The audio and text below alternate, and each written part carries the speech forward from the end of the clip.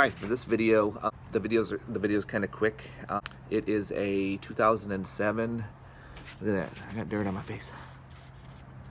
2007 Kia Spectra, and we're changing the starter on this. So I do apologize ahead of time. The videos are kind of shoddy, but I kind of wanted to post it anyways in case this video helps anybody out there. Enjoy. Ain't got all day. 2007 Kia Spectra with a starter that needs replaced. I can see it. I know where it is. We'll get the hood popped here. So the starter is kind of towards the back side of the engine, more towards the bottom, but kind of tucked away up in there above the axle shaft. And but what we're gonna do to start, there's not a whole lot of videos that I could find online for this particular vehicle, but if I get this stuff out of the way here, I believe we can get a good visibility to the starter and maybe the top bolt, and then do the rest of the replacing from underneath the vehicle. Let's take a peek at the starter, see what it looks like from underneath the vehicle. Right now you have it on ramps. Make sure you have it on ramps and that you have your back wheels blocked and your parking brake set. Right underneath it, even with the ramp? We should be high enough. Let's get up underneath here. See what we're looking at.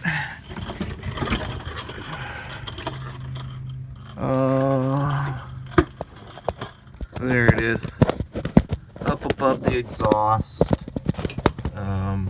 Above the axle shaft. If I can get this darn camera up in here. See it?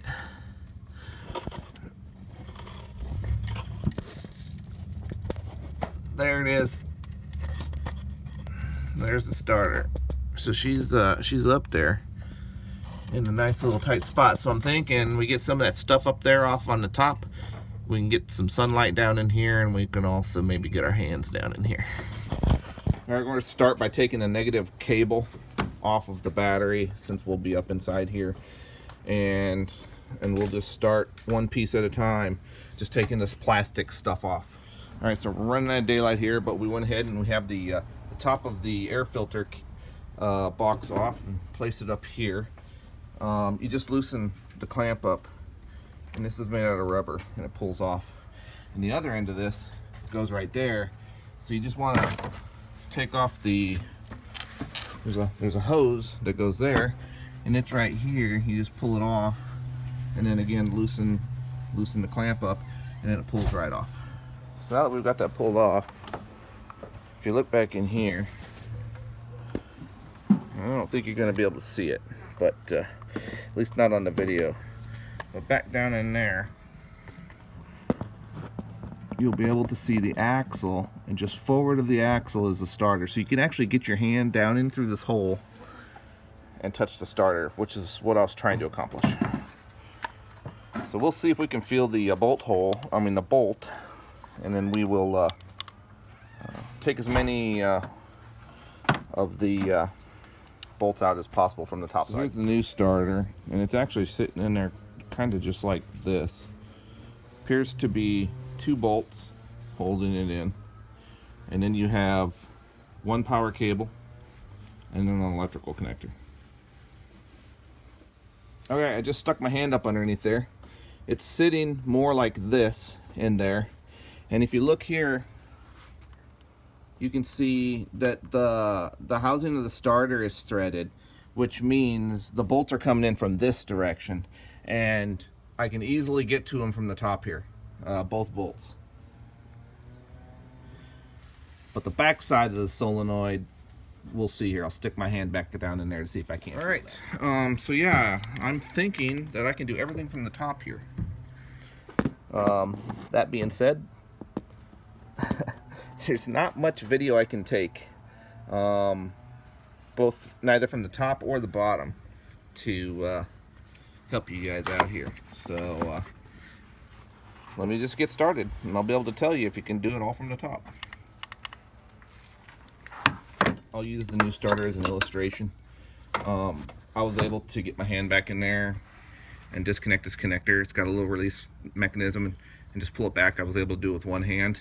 This nut on the, original starter. It takes a 12mm socket. So I'm about ready to take that off right now. The new starter comes with a 13 nut that requires a 13mm socket, but the one that's on the car takes a 12mm socket.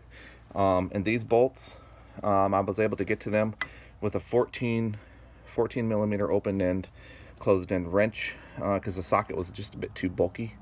And I just popped up. Once you break it loose, they're pretty much finger loose. So I've got them loosened up. I'm not pulling it out until I get this cable off. All right, so we're burning daylight. To get the solenoid wire and everything back on, I crawled underneath the vehicle, and with the light positioned down there and it being dark outside, I could totally see the starter. See the new starter right there. And you see that one bolt right there. And then there's one right there. So the two bolts. One right there, one right there, and then you got the connector on the back of that solenoid with the red sticker on it. And then there's the nut for the power cable going back there too. The nut and the connector come off easily when you're underneath the vehicle, and these two bolts that mount the starter can be accessed from the top. Yeah, not too bad. The only pain, and I wish I would have done something about it, was this throttle cable. It's a throttle cable right here that kind of stretches back here, back there into the back. It was in the way of my wrench, 14mm wrench, loosening up the bolts, but it was just a minor inconvenience. And so we're ready to put these two pieces back on. All right, so quick financials for the starter replacement of the 2007 Kia Spectra starter replacement. Going to repairpal.com/estimator. It's kind of a tricky website to get to, but I kind of like it. Type in your zip code, type in the repair, type of car you're working on, and they give you estimations. They estimated $323 based on the repairs around here to do this job. What did we actually do? So what we did was we purchased a starter online from AutoZone. Wasn't the most expensive starter, but it was a Duralast if I'm not mistaken. We accounted for the sales tax, and then we also accounted for the core fee return. So there is a $40 return core charge. You get your $40 back. And in the end, you paid $119.13 for the parts. Labor was free because you do the job yourself, and you take the difference of the two, and you're saving yourself just a little over $200 to do this job yourself. Give yourself about an hour and a half to do this, and you're good to go. Thank you for watching my video, and if you like this video, please feel free to press like. I also like comments, constructive comments. Hey, if you like watching my other videos, please press subscribe. Thank you.